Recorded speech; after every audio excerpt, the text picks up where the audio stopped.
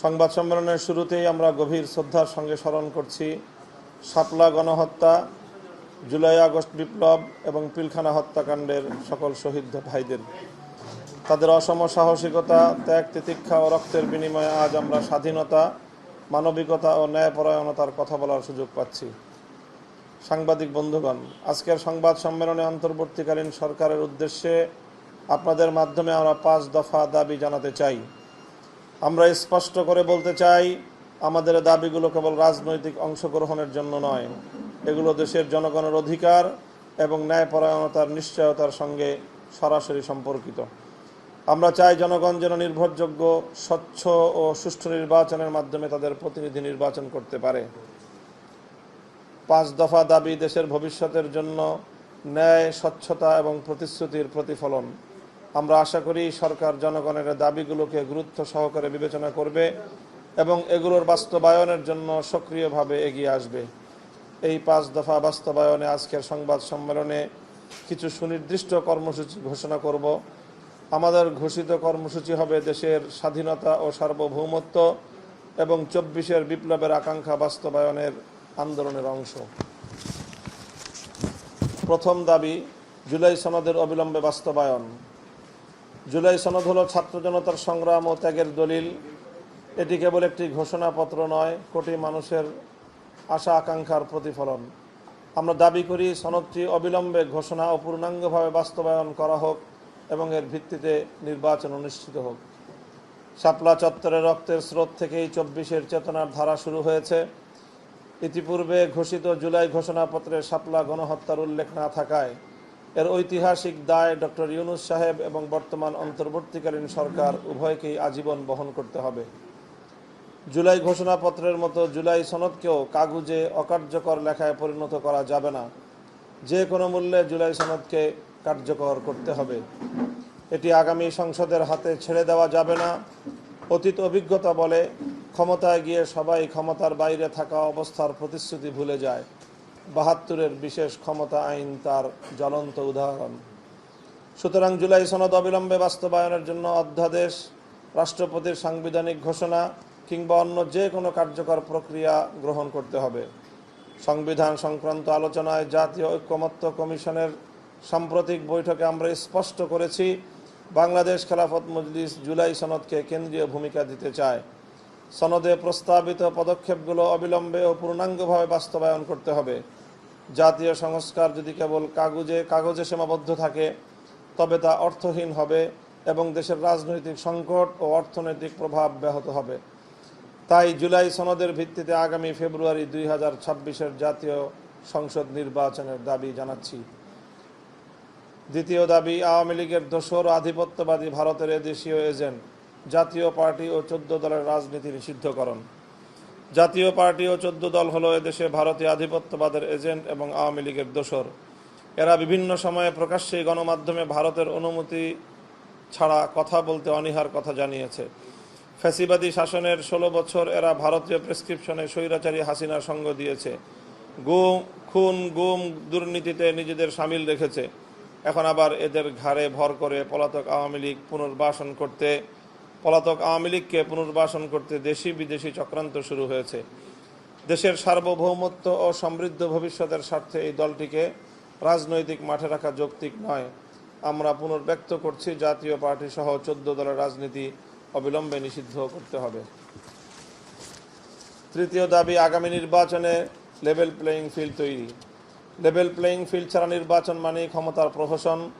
সরকারকে নির্বাচনকালীন প্রশাসন ও আইন শৃঙ্খলা বাহিনী নিরপেক্ষ ও সক্রিয় রাখতে হবে এবং সকল দলের জন্য সমান সুযোগ নিশ্চিত করতে হবে।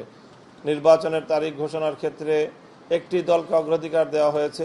এটি লেভেল প্লেয়িং ফিল্ডকে নস্যাৎ করতে পারে। আমরা মনে করি যা হওয়ার হয়েছে। আগামী দিনের সরকারের কোনো কার্যক্রমে যেন কোনো দলের প্রতি পক্ষপাতিত্ব প্রকাশ না পায়। চতুর্থ দাবি, জুলাই গণহত্যার বিচার দৃশ্যমান করা। 2024 সালের জুলাই ও আগস্টের অভ্যুত্থানে তৎকালীন ফ্যাসিবাদী সরকারের রাষ্ট্রীয় মদদে সংগঠিত গণহত্যা বাংলাদেশের ইতিহাসে এক ভয়াবহ অধ্যায়। এই হত্যাযজ্ঞের নেপথ্য কারিগর, পরিকল্পনাকারী ও দায়ীদের বিচারের আওতায় আনতে হবে এবং বিচার প্রক্রিয়ায় দৃশ্যমান অগ্রগতি নিশ্চিত করতে হবে। শহীদদের রক্তের প্রতি সম্মান জানাতে এবং জাতীয় ঐক্যের স্বার্থে গণহত্যার বিচার দৃশ্যমান করা অপরিহার্য। পঞ্চম দাবি, আগামী জাতীয় সংসদ নির্বাচনে উচ্চ কক্ষে পিআর পদ্ধতি বাস্তবায়ন। এক কক্ষ সংসদ ব্যবস্থা ক্ষমতার একচেটিয়া আধিপত্য সৃষ্টি করে, এজন্য সংসদে উচ্চ কক্ষ দরকার। জাতীয় ঐকমত্য কমিশনে এ ব্যাপারে সব দলে একমত পোষণ করেছে। সংস্কার প্রক্রিয়ার শুরু থেকে আমরা বলে আসছি, বিদ্যমান নির্বাচনী প্রক্রিয়ার মাধ্যমে প্রকৃত জনমতের প্রতিফলন ঘটে না। এজন্য আমরা পূর্বেই সংসদের নিম্ন কক্ষে মিক্সড পিআর এবং উচ্চ কক্ষে পিআর পদ্ধতি গঠনের প্রস্তাব দিয়েছিলাম। ঐকমত্য কমিশনে আমরা লক্ষ্য করেছি এ বিষয়ে দলগুলোর মধ্যে মতভিন্নতা রয়েছে। মতভিন্নতা কমানোর জন্য নিম্ন কক্ষে এমএমপি বাস্তবায়নের দাবিতে আপাতত আমরা ছাড় দিচ্ছি। বিদ্যমান প্রক্রিয়া নিম্ন কক্ষ গঠিত হতে পারে, কিন্তু উচ্চ কক্ষ কোনোভাবেই পিআর ছাড়া গঠন করা যাবে না। পিআর পদ্ধতিতে উচ্চ কক্ষ গঠিত হলে সংসদীয় রাজনীতিতে কার্যকর রাজনৈতিক দলগুলোর অংশগ্রহণ বাড়বে, জনমতের মূল্যায়ন নিশ্চিত হবে এবং ক্ষমতার ভারসাম্য প্রতিষ্ঠা হবে। আমরা বারবার বলেছি, পিআর ছাড়া উচ্চ কক্ষ গঠিত হলে তা কেবল বেকার পুনর্বাসনের উচ্চ কক্ষ হবে। আমরা স্পষ্টভাবে বলছি, উচ্চ কক্ষ পিআর পদ্ধতি বাস্তবায়ন করতেই হবে। বাংলাদেশ খেলাফত মজলিস দৃঢ়ভাবে মনে করে, সকল দলের অংশগ্রহণ ও সম্মিলিত মতামতের প্রতিফলন নিশ্চিত করাই সরকারের প্রকৃত লক্ষ্য হওয়া উচিত। কর্মসূচি। উপরোক্ত দাবিসমূহ আদায়ে আমরা আগামী দিনে নিম্নলিখিত কর্মসূচি ঘোষণা করছি। 18 সেপ্টেম্বর ঢাকায় বিক্ষোভ মিছিল। 19 সেপ্টেম্বর সকল বিভাগীয় শহরে বিক্ষোভ মিছিল। 26 সেপ্টেম্বর দেশব্যাপী সকল জেলা ও উপজেলায় বিক্ষোভ মিছিল। প্রিয় সাংবাদিক ভাইয়েরা, আমাদের এই 5 দফা কেবল রাজনৈতিক দাবি নয়, পত্রটি বাংলাদেশের স্বাধীনতা, সার্বভৌমত্ব, ইসলামী মূল্যবোধ এবং ভবিষ্যৎ রক্ষার আন্দোলন। আমরা আশা করি আপনারা গণমাধ্যমের এই ন্যায্য দাবিগুলো জনগণের কাছে পৌঁছে দেবেন এবং জাতিকে সঠিক পথ নির্দেশনা দিবেন। আজকের সংবাদ সম্মেলনে সময় দেওয়ার জন্য আবার আপনাদের ধন্যবাদ জানিয়ে বক্তব্য শেষ করছি। মামুনুল হক, আমির, বাংলাদেশ খেলাফত মজলিস।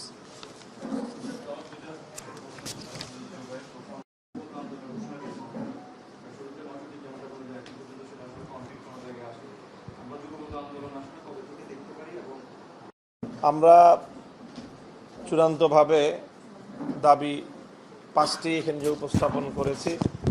গতকালকে আমাদের দাওয়াতপত্রে কিছুটা আমাদের সিদ্ধান্ত চূড়ান্ত হওয়ার আগেই আমরা দাওয়াতপত্র দিতে হয়েছে আয়োজনের সুবিধার্থে। কাজেই আমরা এখন 5 দফা যে দাবি উত্থাপন করলাম, এটাই আমাদের চূড়ান্ত দাবি। যুগপথের বিষয়টি আমাদের মহাসচিব সাহেব উল্লেখ করেছেন যে আলোচনা হচ্ছে দলগুলোর মধ্যে, আলোচনাটি এখনও প্রক্রিয়াধীন।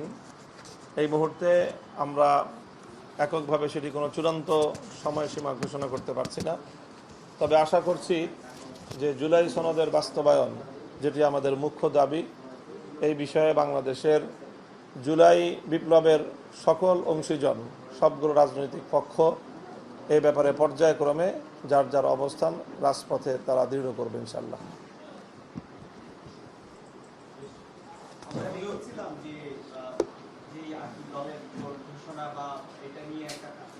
বিভিন্ন গণমাধ্যমে আসছিল যে আপত্তি জানিয়েছে, যেমন এনসিপির পক্ষ থেকে নাহিদ ইসলাম বলেছে আমরা এরকম যুগপথ কর্মসূচির বিষয়টি প্রক্রিয়াধীন, আলোচনা চলছে, চলমান রয়েছে। চূড়ান্ত সিদ্ধান্ত এখনো হয়নি। যদি চূড়ান্ত সিদ্ধান্ত হয় সে অনুযায়ী সামনে চূড়ান্ত ঘোষণা আসবে ইনশাল্লাহ। এই আলোচনায় কোন কোন দল আসলে আছে, তাদের সঙ্গে একটা আলোচনা তো বিভিন্ন রাজনৈতিক দলের সাথেই হচ্ছে। এর মধ্যে জামায়াতে ইসলামী, ইসলামী আন্দোলন বাংলাদেশ, বাংলাদেশ খেলাফত মজলিস, নিজাম ইসলাম পার্টি, এবি পার্টি, গণ অধিকার পরিষদ, এনসিপি, এই দলগুলোর সাথে বিভিন্ন পর্যায়ে আমাদেরও আলোচনা হয়েছে। সে আলোচনাগুলো অনানুষ্ঠানিক। আমাদের মধ্যে বোঝাপড়া চলছে এবং শেষ পর্যন্ত অধিকাংশ দাবির ব্যাপারেই আমাদের সকলের দৃষ্টিভঙ্গি অভিন্ন আমরা পেয়েছি।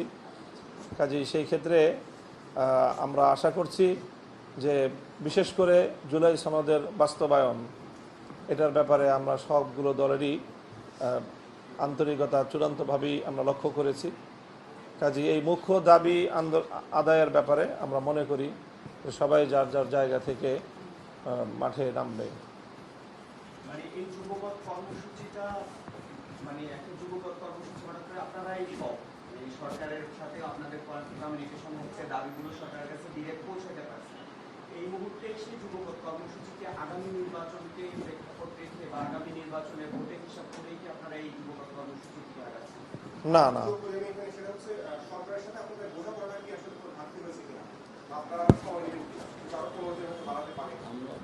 আমরা সরকারের সাথে বোঝাপড়ার জায়গায় তো বিষয়টা হলে আমরা মাঠে নামতাম না।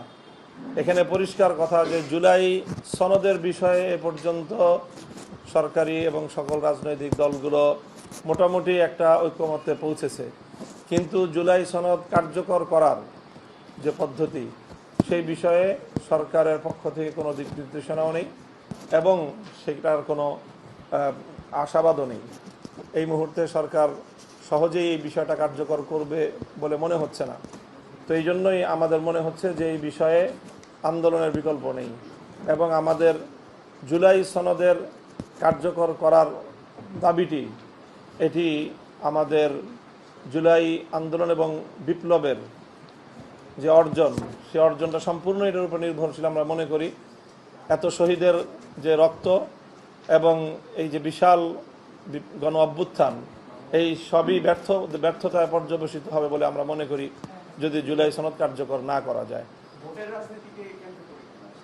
না, এই মুহূর্তে আমরা ভোটকে বা নির্বাচনের রাজনীতিকে কেন্দ্র করে কোনো জোট প্রক্রিয়ায় এই মুহূর্তে আমরা যাই নাই এবং যাচ্ছি না।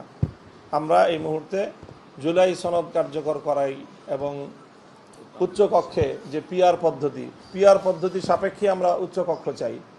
পিআর পদ্ধতি না হলে সেই উচ্চকক্ষকে আমরা রাষ্ট্রের জন্য, দেশের জন্য ক্ষতিকর এবং একটা অতিরিক্ত বোঝা হিসেবে আমরা মনে করি।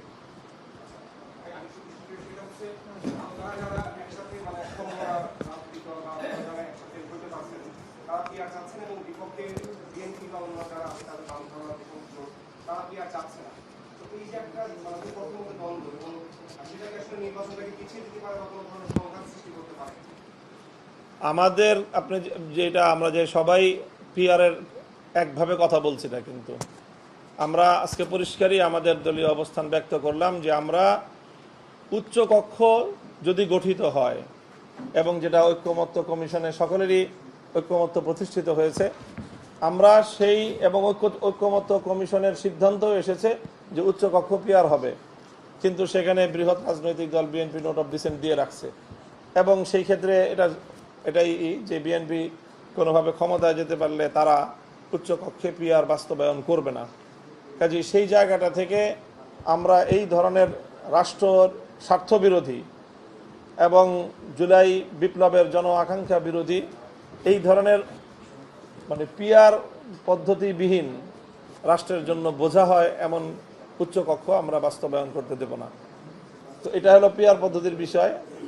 এবং জুলাই সনদের বিষয়তে আমি বারবার একই কথা বলছি যে পিআর পদ্ধতি নিয়ে কিন্তু আমাদের এই যে সকল দলগুলো পিআরের কথা বলছে তাদের মধ্যেও অনেক ফারাক রয়েছে মতের, এবং আমরা সুস্পষ্টভাবেই উচ্চকক্ষেই পিআরের জোরালো দাবি জানাচ্ছি।